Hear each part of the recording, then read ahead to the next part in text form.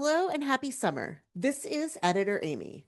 Shéa and I are on vacation and won't be releasing new author interview episodes in July and August. Instead, I dug into the Wayback Machine and will be sharing some of the first episodes we did.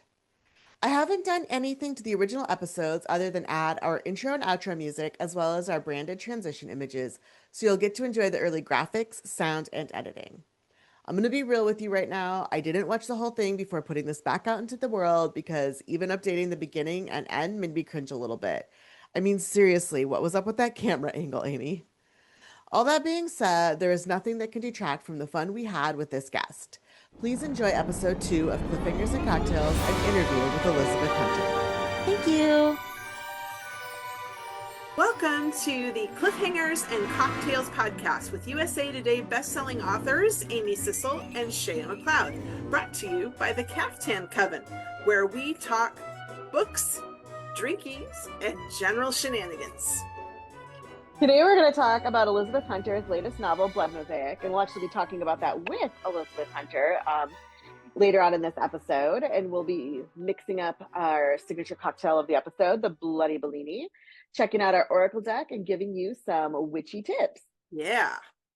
So, first, we always like to start our podcast with an affirmation that you can just kind of take into your day with you. So I found this great affirmation. I really love it because my word of the year, as we talked about on the last podcast, is thrive. So I found this affirmation. I give myself permission not just to survive, but to thrive. I love that. I love that so much. Well, I think sometimes you spend too much time focusing on just getting through the day rather than really doing it well and really enjoying the journey. So that's my whole shtick this year. And I think it's great. And I think that sometimes getting through the day is thriving. Sometimes it is. but like I everybody's like, oh, I give 110% to whatever. Yeah. I am so against that. Because you can't always give 100%, and that's a stupid thing to strive for. Sorry, inspirational, motivational posters, but like it's important to pick what you want to thrive at, and what I have a problem that I like to call valedictorian syndrome, where I want to be the valedictorian of everything. Oh, and yeah. I think it's so important to choose where you want to thrive. That it's okay, like, just kind of to neglect the back garden over here that grows the beets, and like focus your attention on the thriving of the pretty herbs. Yes. So you probably know now that I really hate beets. I gathered that. I was like, well, beets are delicious, Shéa. Beets taste like dirt, and that is a hill I will die on. A beet hill. A beet hill. I had a beet martini once. Ew. I said that mostly to see what your face would do. If you guys are listening and not watching this on YouTube and you want to know what Shéa actually thinks of the idea of a beet martini, you can head over to YouTube and check this out, because that was not a face of happiness. I didn't like it, to be clear. It was thick. Like, I think if it had just been like beet juice, it would have been good, because I love beets. I love the flavor of beets. I like the earthiness of it. I'm gonna have to go see what magical power there is in my beets. But I'm it sure was there's something. pureed beets. Ew. Oh, yeah, that just doesn't belong. Good. It doesn't belong in a drink. I don't want a thick martini. I'm playing here with the view, just FYI, because I'm trying to decide if the speaker view or the gallery view is better. I don't know. I think the speaker view is not the way we want to go. Okay, let's do the gallery view so we can everybody can see both of us. I don't know how many times you watched our last podcast. Once briefly.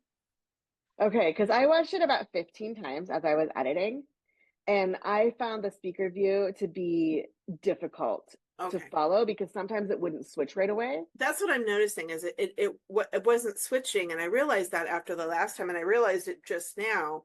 It wasn't switching back and forth. So maybe we just do the gallery view. Do we need to start over, or do you think we're good just I would rather not start over. We've I would already rather been not so start amusing. over. Either they can find out what we talk about behind the scenes, or we can just cut that out. I'm gonna No, cut it out. I think it's fine just for now, and just going forward, we'll do the gallery view because I don't really want to record over that either. I think it's fine. It's fine. Whatever. Okay. Okay, so now we did the affirmation. We talked about, okay, so now we're going to talk about beats. We talked about beats. So speaking of beats, this has nothing to do with beats. That's great segue. I know, right? I come up with the best. I do all the best segues. So She writes her own material, folks. I'm available for parties and bat mitzvahs. Boom, boom.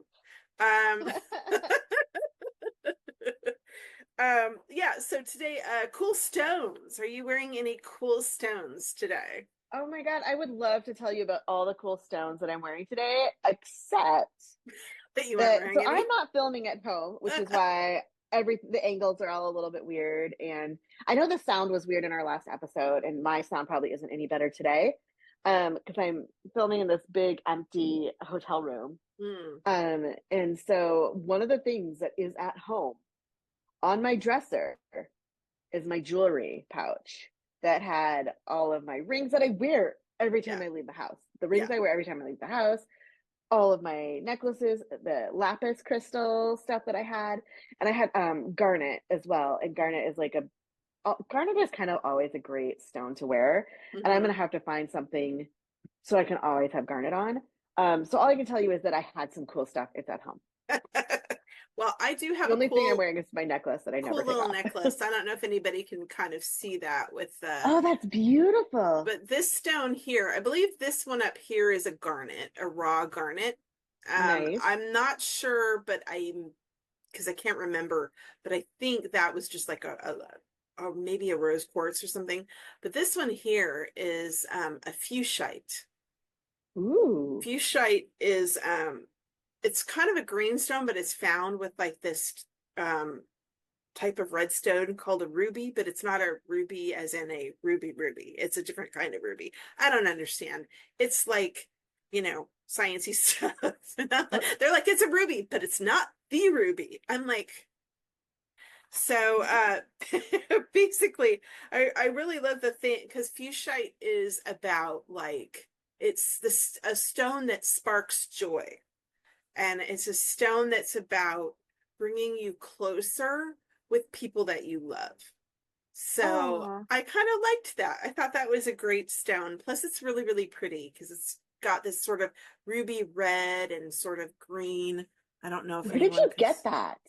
So there's a jeweler in Seaside called Molly Morgan Jewelry, and they ship anywhere. Right now, they have an Etsy store. Right now, it's temporarily closed because they're shifting owners. But the new owner has been working at Molly Morgan for a long time and is really excited to continue. So I'm really excited because I get a lot of my jewelry from them. So it's very reasonably priced, and they have just lots of gorgeous stones, and it's all like silver jewelry. So I love silver. Yeah. All same. right. Well, we'll probably drop that link then into the show notes. Yes, for sure. Thank you, Molly Morgan. Thank you, Molly Morgan. And they did not pay me to say that. I've just been buying from them for a long time, and they always write me a nice little note whenever I buy things again However, if you want to pay us in rocks, yeah, we like shiny. We like shiny rocks, so we're happy to take shiny rocks. We're like magpies or ravens. Give us shiny rocks. Definitely a raven here. So that's awesome. I don't write segues as well as Shéa does. So I'm just going to do a hard turn into today's cocktail. We are talking, like I said, with Elizabeth Hunter later today about her book, Blood Mosaic. And I know the drink that she has is a Black Manhattan. And it sounds so cool, but you guys, I hate Manhattan. Like, you would not believe how much I hate a Manhattan. But I wanted to go with the whole... but I really don't like them. There's something in them that I don't like, and I don't know what it Yeah. is. I wanted to go like though with that theme because it's a Mhm. vampire book, and Elizabeth Hunter writes a lot of vampire books, Yes. and she also does a lot of paranormal women's fiction, um, Yes. and she's got I think 9 books across 3 different series of paranormal women's fiction, Mhm. but like her big main series I think is this world, the Elemental Mysteries world. Mhm. And she's got a number of series within that. So this is the first book in a new series, and it's about vampires. So I present to you my bloody Bellini. Woo! And Ooh. Shéa's bloody Bellini. My bloody Um, Bellinis. they're slightly different. Mm. Mine Mm. is gin and cherry liqueur with maraschino cherries syrup, um, and sparkling wine. And I know Shay's is a little bit different. Mhm. What did you have? Well, last night I was experimenting. So I did sparkling wine, raspberry liqueur, and then the cherry syrup. And I tried that just that way. And then I put the gin in it. And I didn't love it because I think it just didn't quite go together. So today I made it with sparkling wine, cherry syrup, and blackberry juice. And That's good. Oh, I'm it's so really excited that you're using tasty. blackberries because that's going to Yeah. come up later. Woohoo! Later. Good See, job. I'm also psychic. No, not really, but Um, so yes. So I just this is a really easy drink to make. I Mm. didn't again, I am on location or just away from home. And so like I traveled with a coupe glass and some liquor in my purse, Yes, which you is do. so cool. Well, I had to pour it into something cool. Anyway, Like I posh just mixed the gin and the 1930s.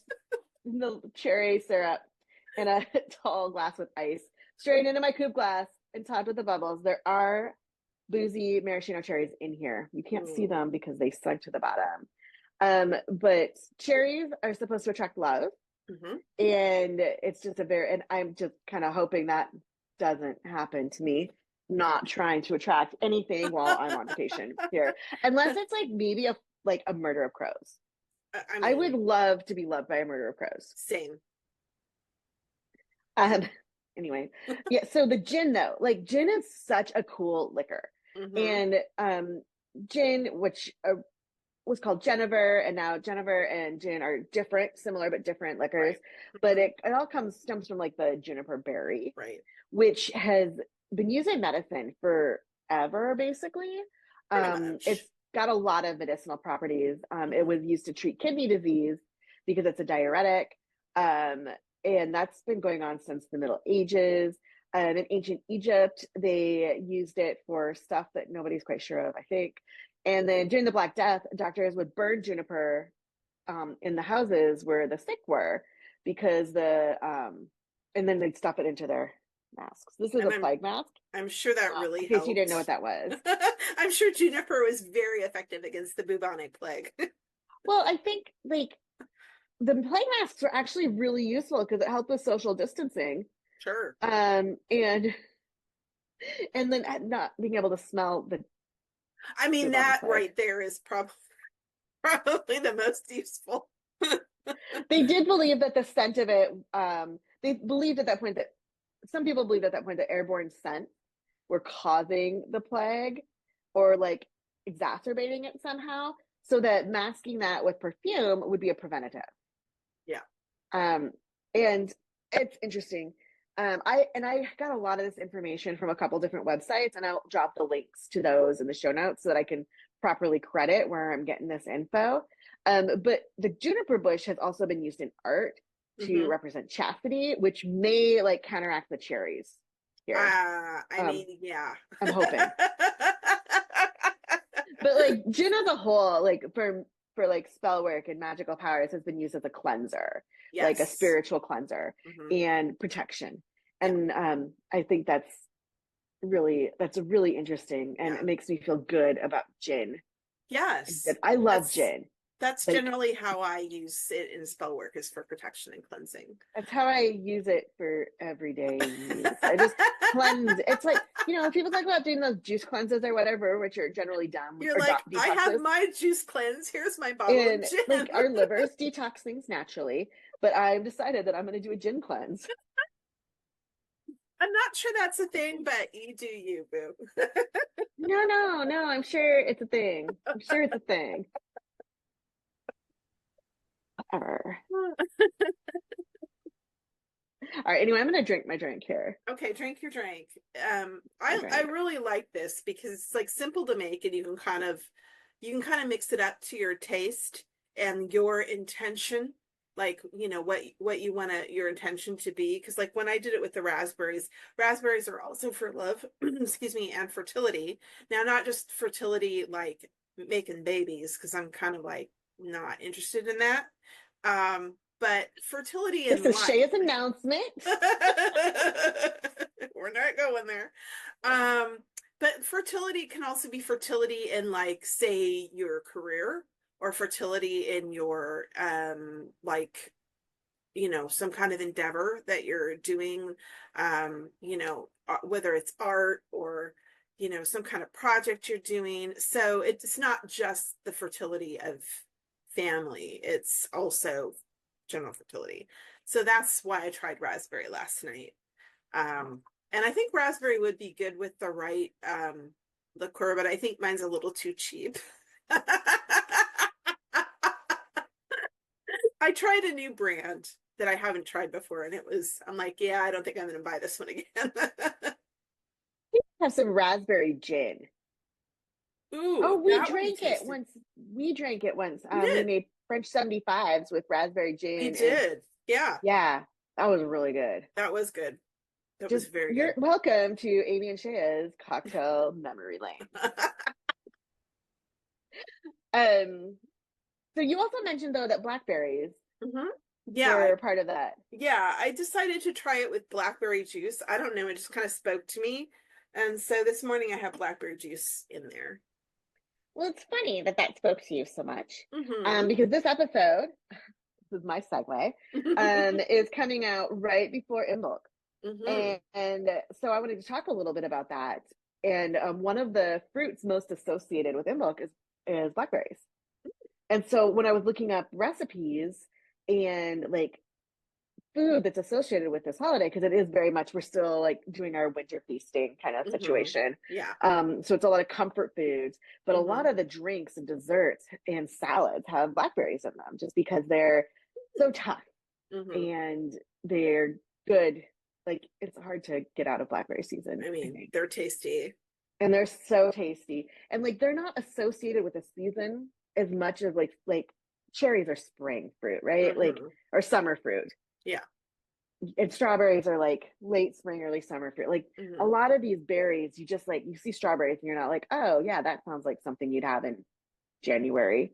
But but I think that for blackberries and any of the dark fruits, hmm they just are, I don't know, they're cozier. They are. And I wasn't having blackberries, so I didn't do as much research as I could have on that aspect of it. And I should have known that I you were was gonna going to pull this throw a out monkey for me. wrench and do my own thing. Not a Well, monkey wrench. What's a good wrench? well, I I've don't never know, said a something monkey wrench is positive. bad. Like I don't know, a chocolate wrench. Oh, you don't really like chocolate that much. I would have a chocolate wrench though with blackberry or cherry. I Chocolate don't does go dislike very well chocolate. with blackberry. But yeah, blackberry is all about balance and self-love. So Mm. it's a very cozy, comforting, and it brings in that self-care vibe. And so it's actually really quite perfect for this time of year. That really is. And like Imbolc is, we're at the halfway point between Yule and Ostara, between the hmm solstice and the equinox. And it's really when things start waking up. hmm And Imbolc comes from the Gaelic word, oh milk. Sorry, everybody. God, I'm like try it's oimilk. Oimilk. I don't speak Gaelic. I no. know nothing about Gaelic. I know how it's spelled. And we're just gonna skip past. I am planning on terribly mispronouncing something once every episode. Like this is my new goal. So that means in the belly.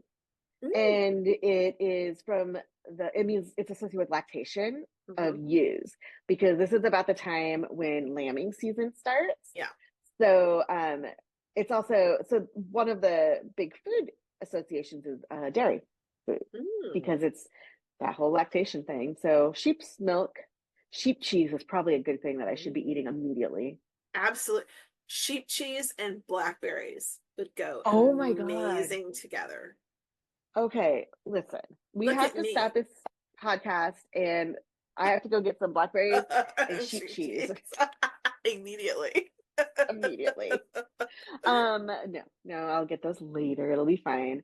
And it's also Candlemas is what it's also known as, and that's more like as we move away from some of the more pagan traditions into when Christianity started merging with that. And so it's the celebration of Bridget or Saint, depending on where you're going with this. And so it is a festival of fertility, because the earth is waking up, and magic and poetry and fire. Oh, so, I'm gonna bust out my poetry right away. No, do you have a poem for us? No, I'm a terrible poet. Like, even though I literally had a poem one time in like a publication, I did, but it was really bad. It was objectively very bad. I need to know more about where to find this. You know, honestly, I don't, it's been so long. I don't remember. It was one of these publications where they just kind of like gather a bunch of random things, and then they try to get, like, they publish it, and then they try to, oh, hey, we'll send you a copy if you pay us an obscene amount of money. And yeah, one of those. So it's not nearly as impressive as it sounds, but yeah. Okay. But it did actually like get published in a thing. I don't know. It's probably out there somewhere. I mean, this was like 30 years ago, probably 25 years ago. How about if we do a haiku? Oh. Shay is a poet. Why won't she tell us more, please? I am very sad. There you go. There's your haiku. That is the best haiku ever. It really is. Okay, so just a little bit more about Imbolc now that we've gotten the poetry part about over. So lighting candles is a really big thing about it.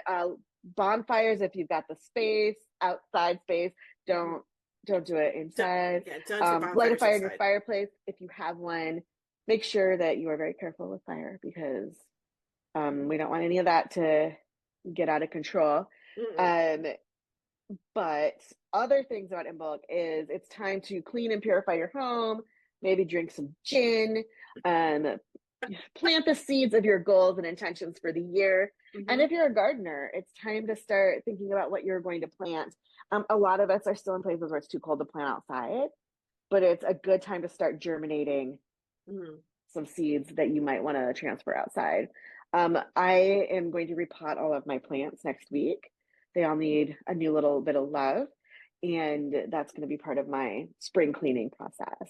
Well, as you know, we've talked about, I basically have like, I don't have, you know how some people are born with a green thumb? I'm born with like the opposite.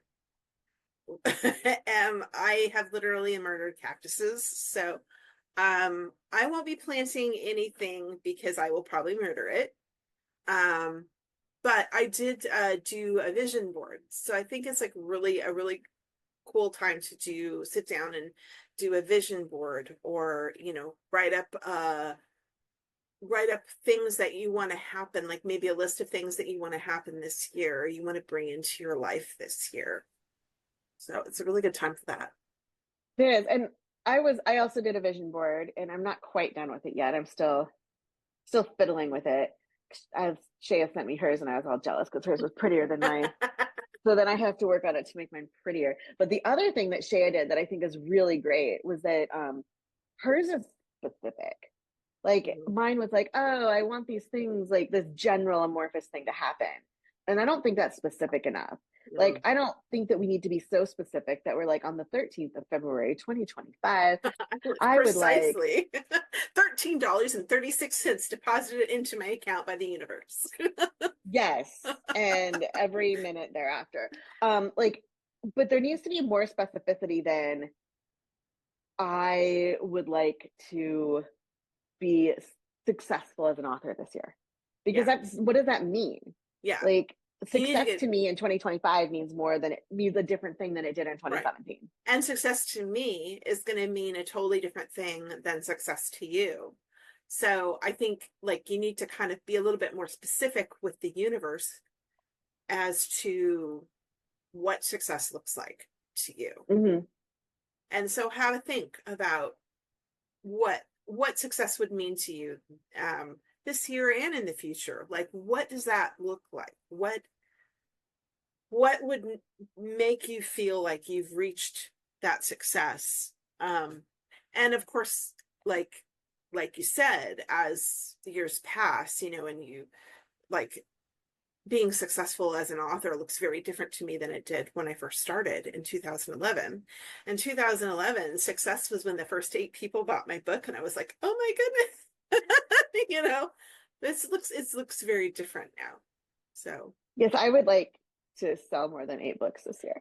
Right. Yes. Although I'm fairly certain without looking that that's happened.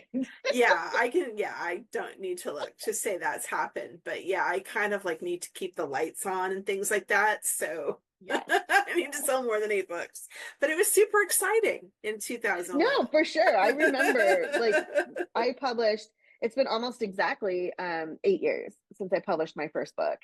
And it came out the 27th, I think, of February in 2017. It was right after I turned 40. And so it was a big deal because I'd wanted to be published by the time I was 40. And I almost made it, but it was like 3 days late. Whatever. I hit publish before it came out. It's fine. And I never like that was the biggest level of enthusiasm I've ever had on a release day. Because everybody I'd ever met, I just made them buy my book. It's the only time I've been like super like do it buy, because now I meet people sometimes and I'm like, oh, you don't have to. And I'm like, yes, you do. Go buy it. Go buy it right now. We write awesome books. You must buy it. Yeah. That was the best release day I had for a while. Because then I never told people to buy my book ever again. Ever. Buy my books. Yeah, you. Yeah, you. Buy my books and your books. Buy our books. That's right.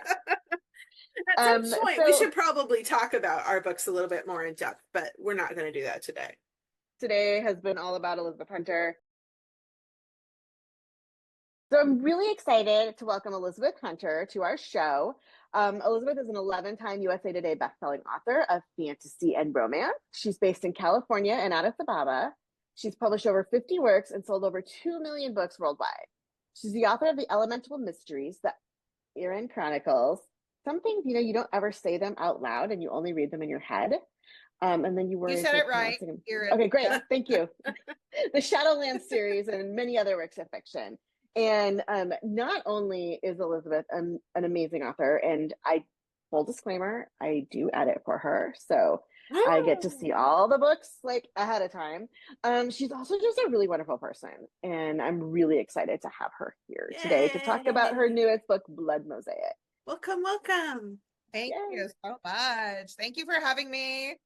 I feel like I'm just having drinks with friends. So this is the best kind of interview. I mean, pretty much. So tell us a little bit about that cocktail. So this is a Black Manhattan. I was raised very properly. So you drink whiskey cocktails in the winter, gin cocktails in the summer, you know, as you should.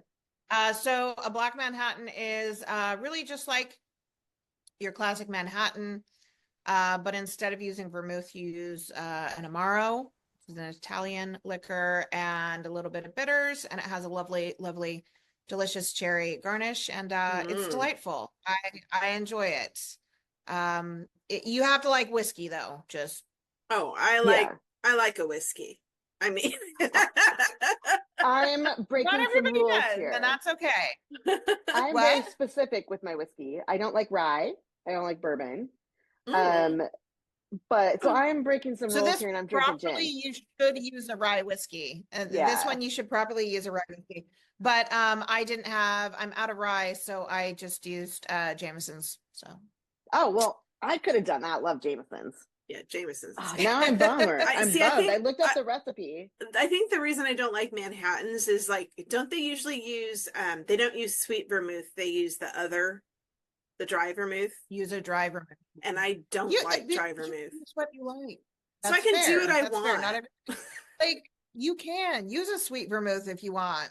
I'll have to try it. The Amaro has a little bit, it has some sweetness. It has, and I think that's why you add a little bit of bitters just to counter that.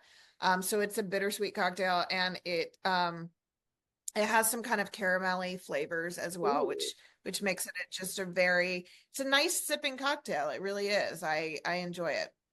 Maybe that's my problem. I tend to guzzle my cocktails. So that might be a problem. I'm drinking gin because I don't know what season it is, apparently. And I'm drinking sparkling wine because I do what I want. Yeah. You do what you want. I do what I want. And I'm drinking my bloody Bellini. I'm very vampiric over here, going with the theme. I love it. So. I love it.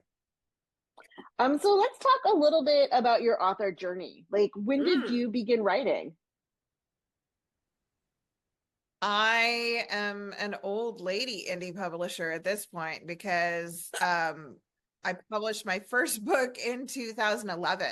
Same. It was so long ago. Yeah. That was a million years ago. You and I have very similar kind of writing timelines. I feel like we both were in that first kind of wave, not the very first. No. Like a little after. Kind of the early adopters. Yeah. Yeah. Not pioneers, but early adopters. But before that, I was a business writer. So I did very exciting things like employee manuals, sales proposals. My safety program was groundbreaking. Yeah. But I tell people all the time it's actually, business writing is not a bad background to have because it teaches you a lot about just mechanics. And you're writing for a reluctant audience. So grabbing attention, because it's still a story, isn't it? Like it's still in any kind of writing is a story. You're guiding your audience through a journey, whether that journey is through a cool vampire fantasy or how to report human resources violations, whatever it might be. Like you're still, so even business writing, I feel like no writing experience is wasted. But Agreed. I started writing. So I was writing, I was doing business writing. People are always like, oh, were you one of those kids that like were always writing stories? And it's like, no, I really wasn't. I didn't start writing creatively until my 30s. And then it was like, I started writing fan fiction, which was super fun. I wrote in the Southern Vampire Mysteries fandom. Love that whole community. Not True Blood. Okay, there's a difference. There's a difference between the SVM people and the True Blood people. There was kind of like a little tension there. So I wrote SVM fan fiction, loved it, and then I was like, I feel like I could like write my own stories. And so it just kind of grew from there. And I never even thought about going traditional. I knew nothing. About because I had never wanted to be a writer. Yeah. That was never like, I had no idea. I had no idea that like you were supposed to, submit to agents and then I had no idea about any of that stuff. And then, but I was just out to lunch with a friend of mine who was also in the fan fiction community. And she's like, have you heard about indie publishing? Have you heard about like, you can just put your books on Kindle Unlimited. Like, you're like, tell me more. Because she was telling me, and Lydia, like one of the few people that I've ever named a character after in my books. Her name is Lydia. And she was saying like, I enjoy your fanfic updates as much as I'm looking forward to like my next library book. She's like, I Awesome. really think you could write amazing.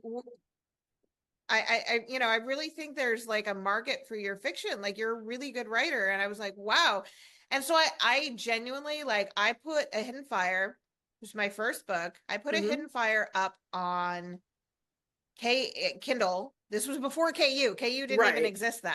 I put it up on Kindle and I thought, if I make anything cool, that was you my know, same like, thing. It was like, if I sell like a couple yeah, copies, it's going to be so awesome. yeah. I mean, like somebody is actually like, I'm already posting this stuff on my blog for free. Like if somebody is going to pay me for it, that's amazing. But then within 6 months, I had published 3 books and I was making as much as I had been when I was a teacher, when I was a middle school teacher, which is what I had done before business writing and I had an interesting employment journey. But which is good for writers, actually. That's actually really good. Yes. If you can't settle in a job, that might mean you need to be a writer.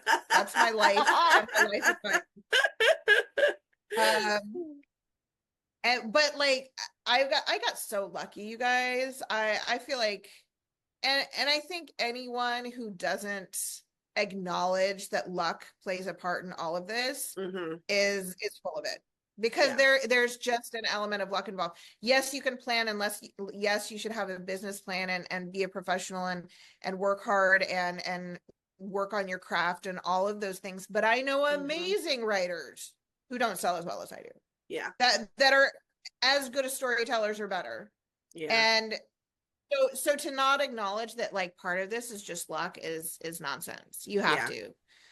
Definitely. There is for sure like a certain element of that. Oh yeah. Yeah. There's I got so lucky. Yeah, you can't ever say that. I think that, oh, if you do this thing, and this thing, you will be successful.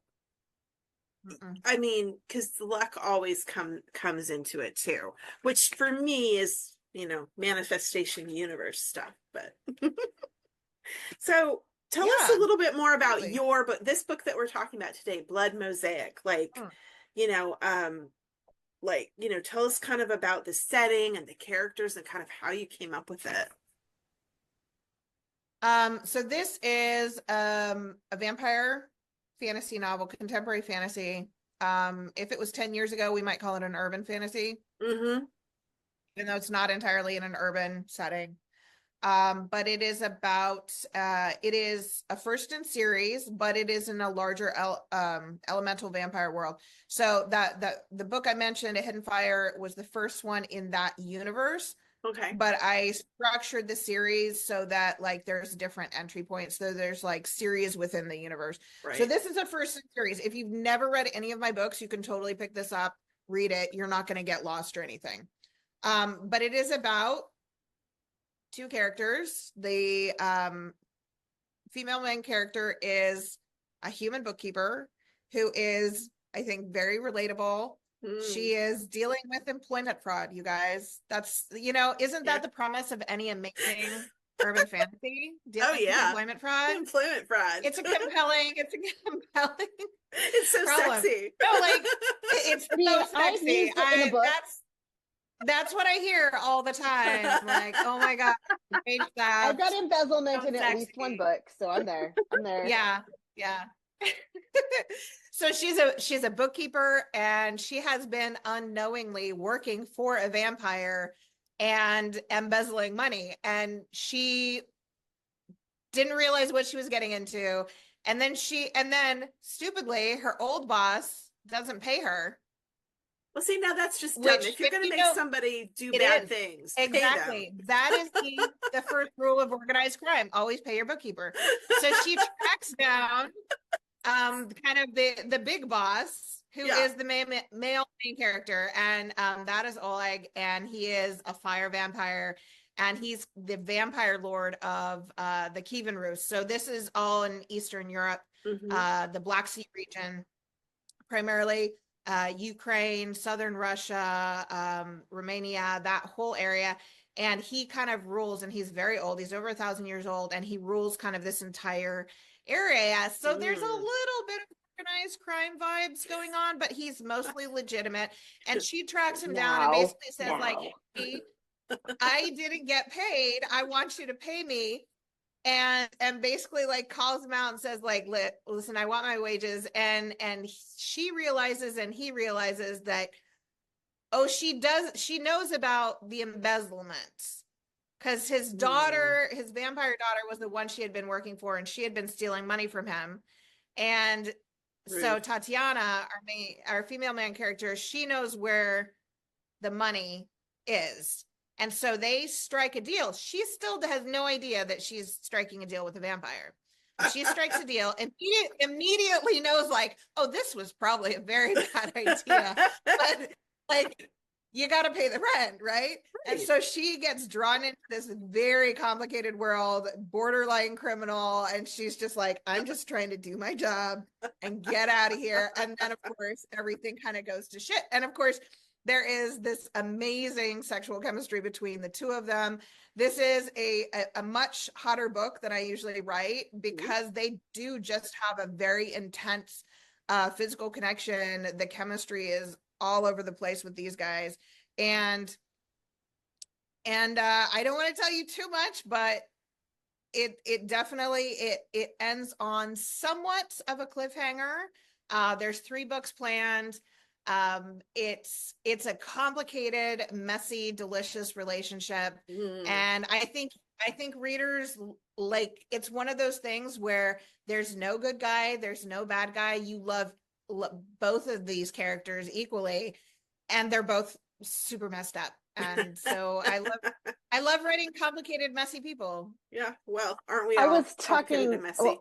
I was telling Shéa a little bit about, because obviously I've read it, and I own it, and I've read it again because I only just started reading it. So I'm like just into it. Yeah. Did describe Zara as cuckoo banana crackers. Cuckoo banana crackers. Yep. Yeah, that would be the Oleg's vampire daughter who Tatiana was working for. Yeah, so she's the antagonist in this book, and yeah, she's cuckoo banana pants, but also like in some ways kind of sympathetic. Like, I feel bad for her, but she is cuckoo.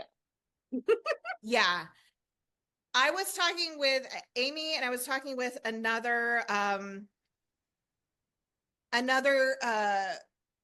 like beta reader. I have a continuity reader for this series, because it is like, it's such a huge sprawling universe at this point. And I have not read my books nearly as much as my continuity reader has read them. Like, she is an expert. Like, if I have a question, I can go and ask her, because she will know. That's a good idea. And so I was talking with her about it, and she's like, you do realize, like, you write a lot of women villains. And I'm like, okay, yes, but I think part of it is I really just enjoy writing women baddies, because I think the motivations can be so complicated. I love writing women. I love writing men too, but I love writing women, and I am a woman. And so I feel like I can get into the head of a baddie, right, if she's female, so much better. Yeah. Well, yeah. I don't hate women. I love women. That's why I make you all bad guys. No, they're not all bad guys, but there are a lot. I do have a lot of female baddies. It's fun. It's fun. Like the hashtag morally gray men. I'm like, no, give me morally gray women. Yeah, of them absolutely. all. For sure.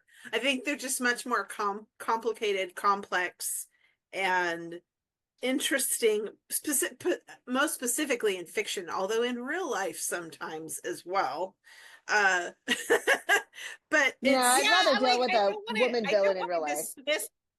I don't want to dismiss male characters' emotional journeys, because I do feel like, particularly in fantasy, sometimes we do tend to write guys a little one note, and it's like the trend of like the alpha hero, baddie, and I was just like, that's kind of like, it's just kind of boring, right? Like, I don't know, man. Like, amazing men in my life. I'm married to an amazing man. I'm raised another one. And like, they're complicated too. Like there are a lot of different shades. I think just because I am a woman, like for me, it's easier to connect with feminine layers, and masculinity is kind of, it's harder for me to penetrate on an emotional level, if that makes sense. Yeah, it does. But yeah, like I remember when my first book came out, when A Hidden Fire came out, and Giovanni is also a fire vampire. Amy, for those who aren't watching this on YouTube, Amy's fanning herself. Yeah, he is not. Oleg is also a fire vampire. So these guys are like two, but very, like in a lot of ways, very opposite, because Oleg is much more emotionally available, I want to say, which is not to say all good emotions, but Giovanni was very much like very closed, very closed. And I remember so many people, like so many readers, like in reviews, like such an alpha male character. I'm like, okay, yes, but I mean, alpha in a dominant, very strong way. Yes. Alpha in I'm going to assert my dominance over other people constantly. Not an alpha hole.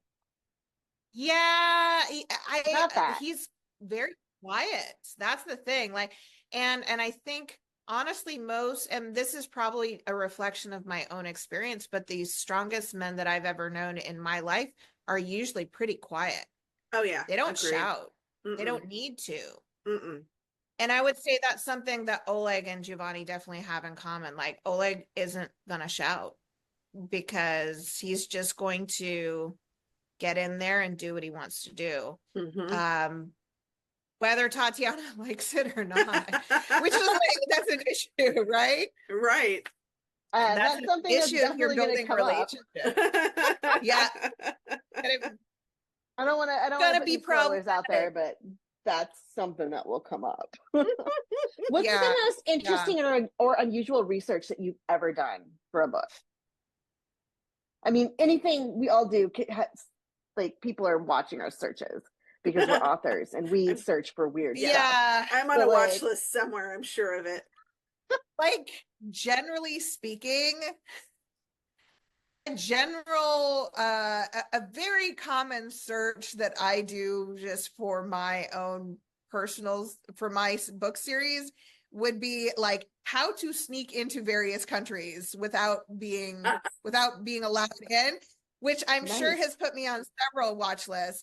But, you know, if you're talking about vampires who don't necessarily have like modern identities, or they just don't want to, this one was very difficult because this is set in a region that is currently at war, like actively at war in Ukraine and in southern Russia.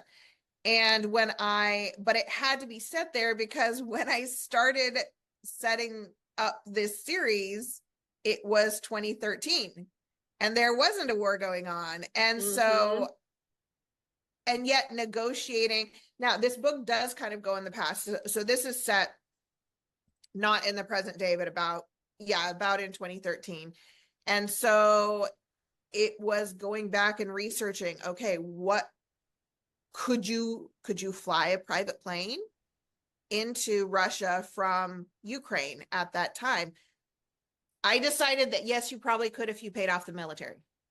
So, you know, yeah, sure. Bribery. Which if you're Oleg, you're absolutely gonna do. Like, you just bribery always works. Bribery always works. Bribery works very well for vampires, put it that way. Not for human beings, but in fantasy and urban fantasy, we're gonna say bribery works very well for vampires. Exactly. I'm gonna say that if you have enough money as a human being, it's still gonna work. And if you have Amy came out to money play because you've been alive for 1,000 years and you're good at saving, you know. I read somewhere that if you're a 500-year-old vampire and you're broke, then you should walk into the sun because you have done something wrong with your life. Clearly failed in some way. Yes. Yeah. most interesting.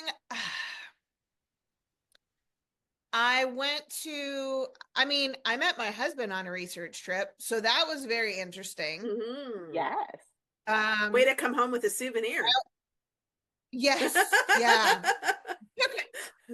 Actually, it took some doing to actually bring him home. That's a whole other story. But I had the opportunity, and I don't think you can. It's more difficult to go now, but it was about 11 years ago. I was traveling in China where my brother lives, and we were able to go to Xinjiang, which is the Uyghur Autonomous Region in the far west of China, which I don't think is as easy to travel to now. I don't know that you're not allowed at all, but I know that, internal travel restrictions have gotten more complicated. So I got to go to Kashgar, which is a very, very old city on the Silk Road. That was absolutely fascinating and one of my most favorite research trips. The cultural and the ethnic mix there is so cool and interesting. So that was really fun.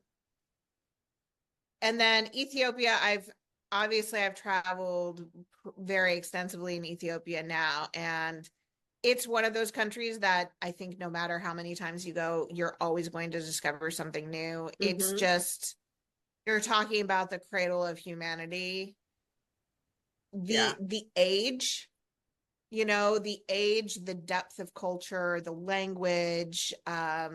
It's a fascinating place. I feel really fortunate to be able to live there part of the year. Super cool. Can't wait to come visit you there. Like, top of my list. Coffee, food. Traffic? Every time you go and I kidding. see your posts, there's about no traffic at all. No traffic at all. Oh, really? Traffic at all. Traffic paradise. So if this series, if this book was picked up for TV, who would play your main character? Who would play Oleg? I don't know, because I am such a doofus about modern actors. I don't know any of the hot young things anymore. I don't know a hot young thing. I mean, it could be Cary Grant. He's not a hot young thing. He's not a hot young thing. I think, I actually think Viggo Mortensen, 10, in Lord of the Rings era, Viggo Mortensen would be an amazing. Yes, please. Sign me up, please. Yeah. Thank you. Yeah. Yeah. I think he's got that quiet intensity about him. Again, same kind of very dominant, but very quiet, very subdued, but also that man's going to do what he wants. And he is going to blow some shit up or chop some heads. Throws fire at some people. Absolutely.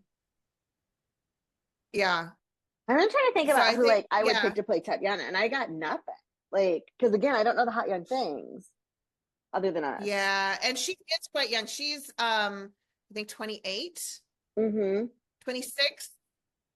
I think she's 26. She's a little bit younger, but she's definitely an old soul. It's so funny because I think of 26 as being quite young for a heroine. And apparently, a lot of the romantic fantasy stuff now, all the main characters are 18 or 19. And I'm like, what? Ew. Now I have a kid age. I can't. Ew.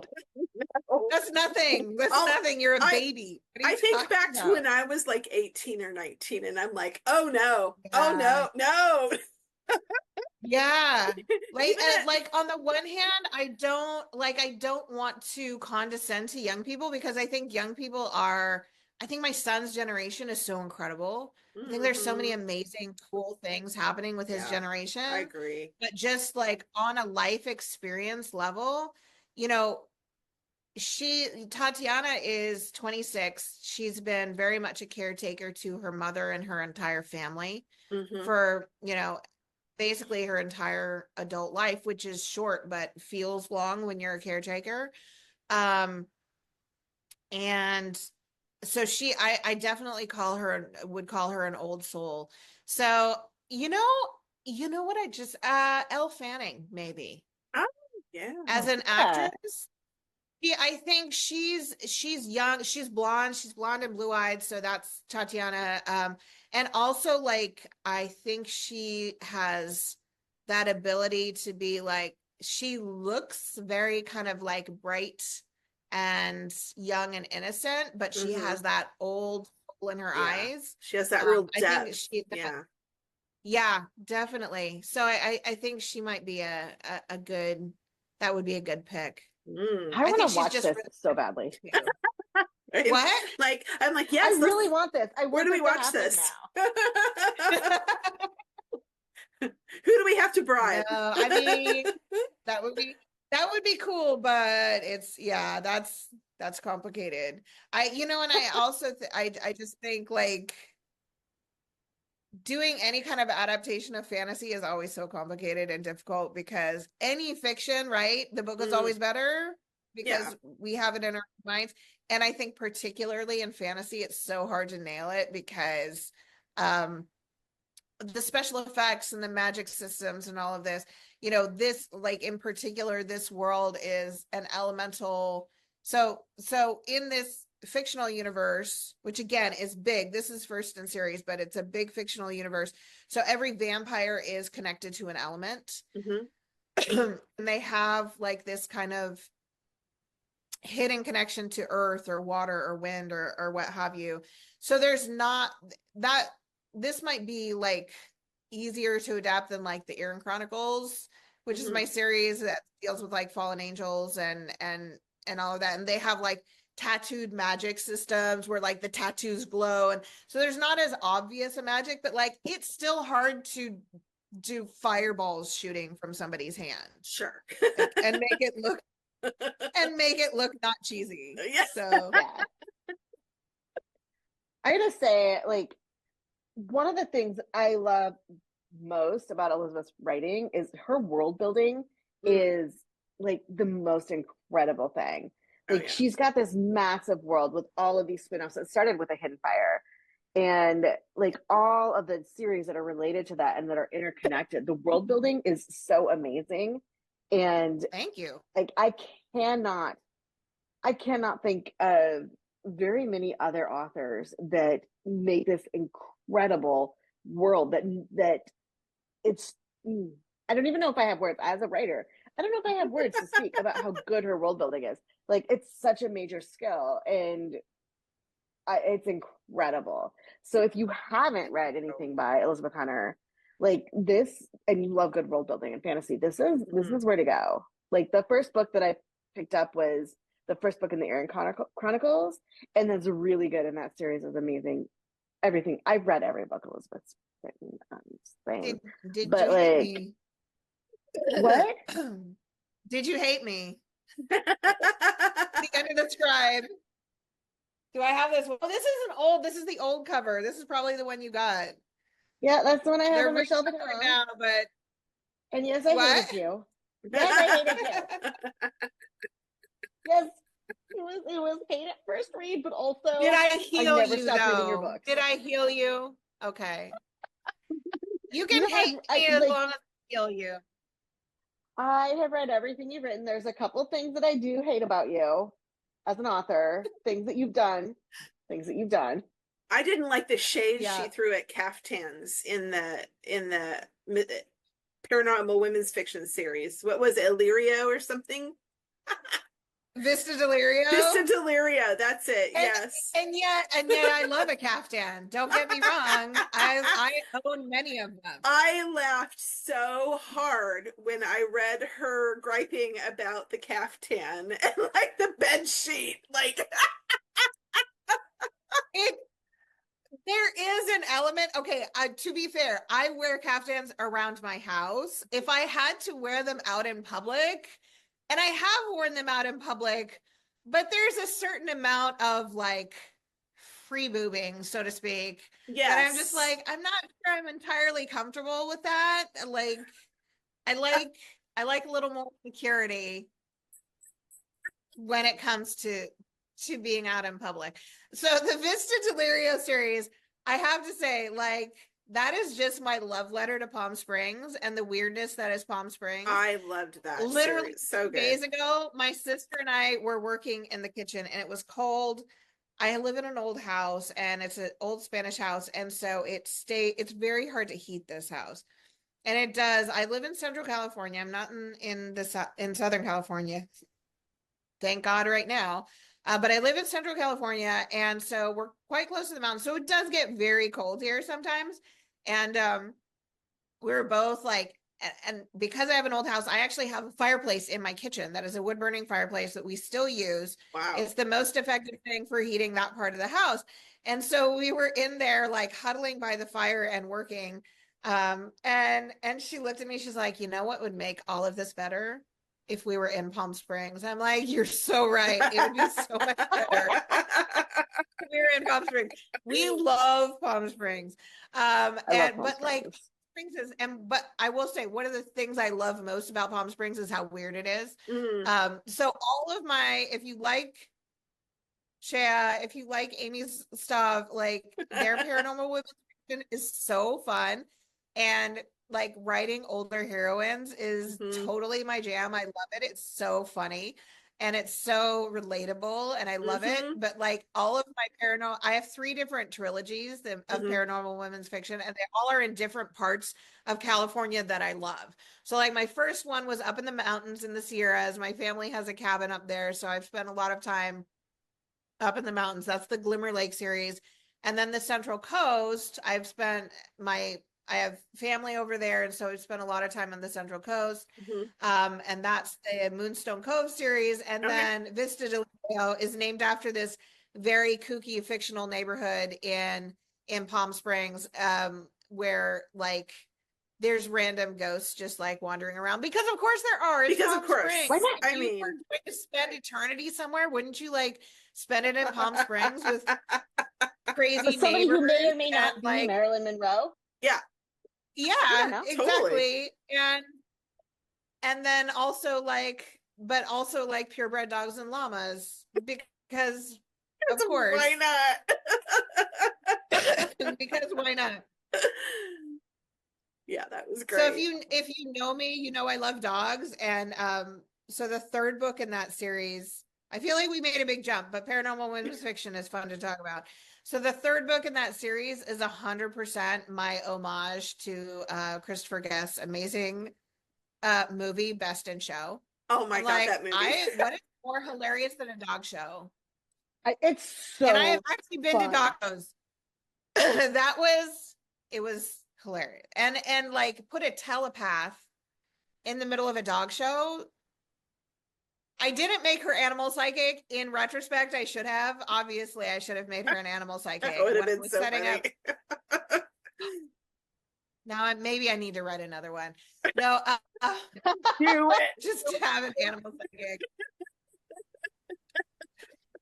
The thing the llama would say, though, I don't think we need to know the inner thoughts of the llama. I think Paco the llama. You're right. Maybe we don't need to know his internal monologue because honestly, it's not going to be flattering to any human around him. It will not. He's very judgmental. He's a very judgmental llama. Yes.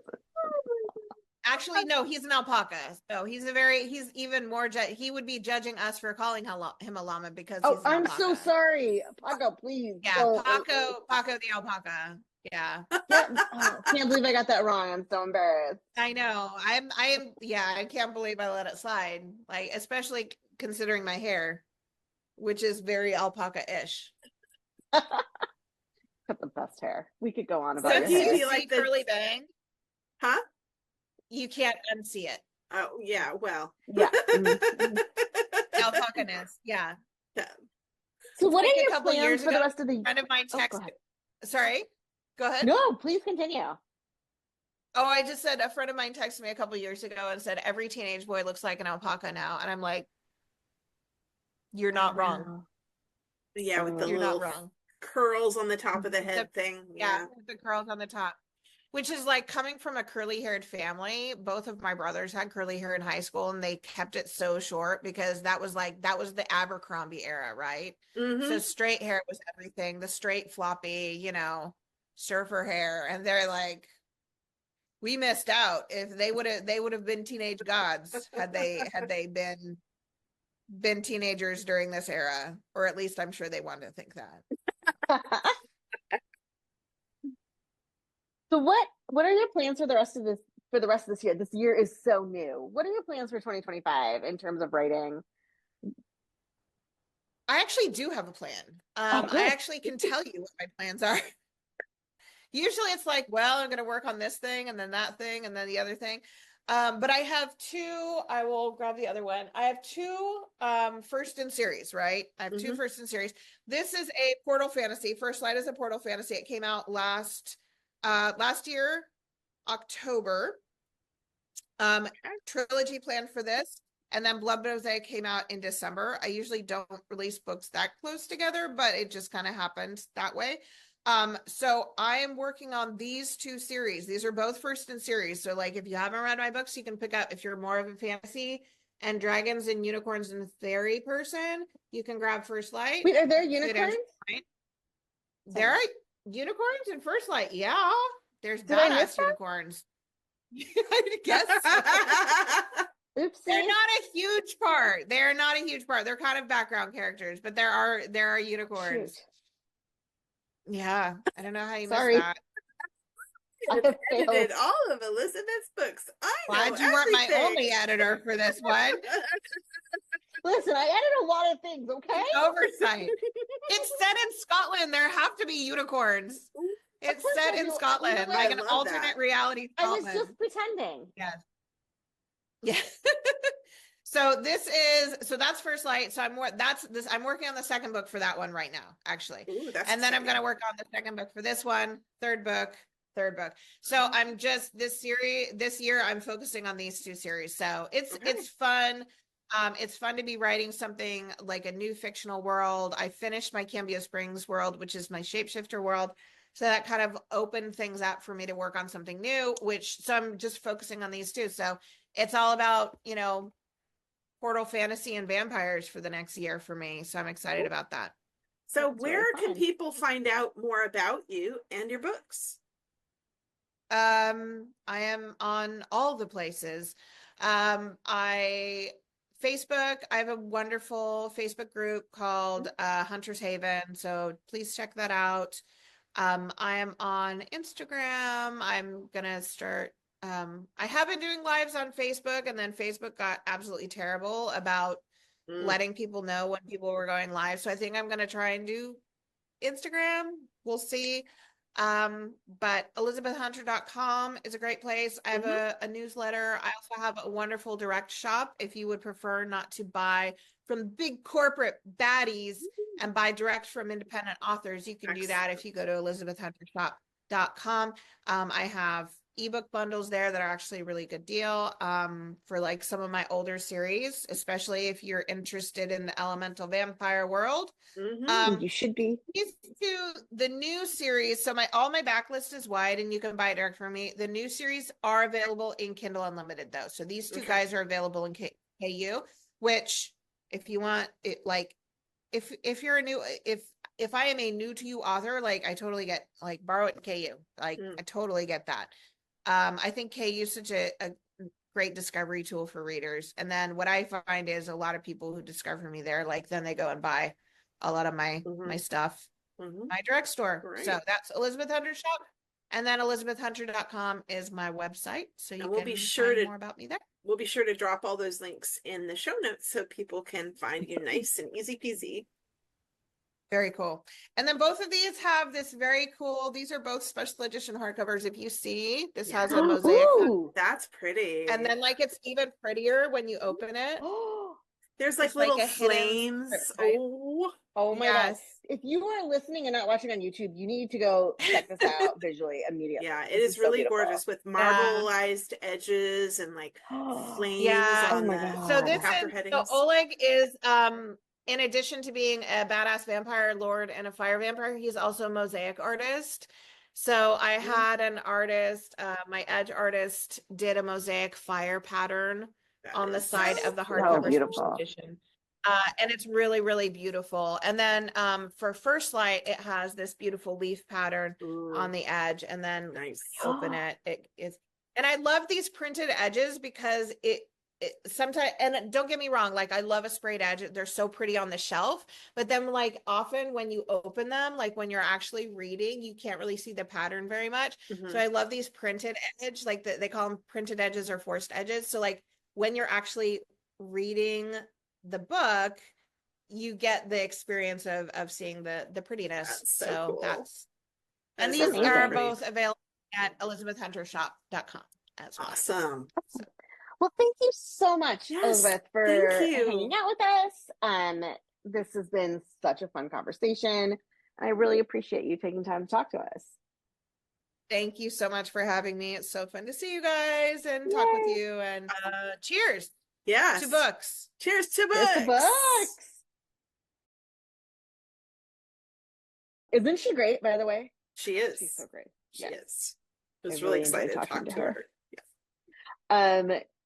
So moving on, segueing away from, not really segueing away from Imbolc, but into our Oracle card. So I brought, y'all are going to get me, hopefully not sick of this, but sick of me saying this series, which you can't see. Ooh, background. Hold it closer. There you go. There you go. The Seasons of the Witch. Juliet Diaz's Seasons of the Witch, and this one is with Lorraine Anderson, illustrated by Tiana Lukovic. We'll go with that. So it's the Imbolc deck, and I have all of the holiday decks now. I'm very excited about it. Super jealous. And these are really beautiful. They have the full moon surrounded by candles on the back, and they've got the blue foil edges. And so I'm just gonna draw us a card. This is really going to be about how, as we're turning the corner away from the dark and further into the light, we're getting closer to the equinox. This is kind of, I feel like, what we're starting. This is what we're starting. This is what we can do to grow into our nascent. I had words. I'm not a professional worder. Wait, you're not? Wait, oh no. I'm not a professional worder. Our nascent plans, our nascent intentions. Yes. This is where we're starting. This is the path that we're going towards. So that's what I want. So I shuffled, I cut, I turn. Forged in fire. Your strength was crafted through adversity and a mastery that only you can behold. And it's really beautiful. There is a woman kind of under the ground with long white hair. She's got a crescent moon on her chest, and she's holding a ball of fire above her that's kind of breaking out of the ground, and it's heating a cauldron that has 5 swords in it.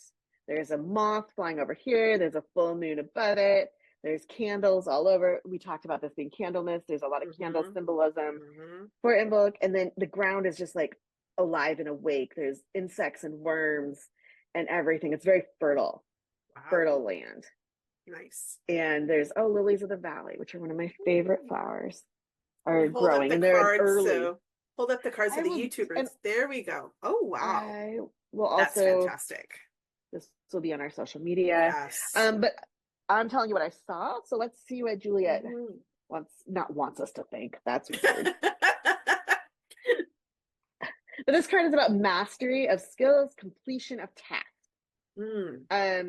So it guides you to look at the smaller details rather than focusing on the bigger picture.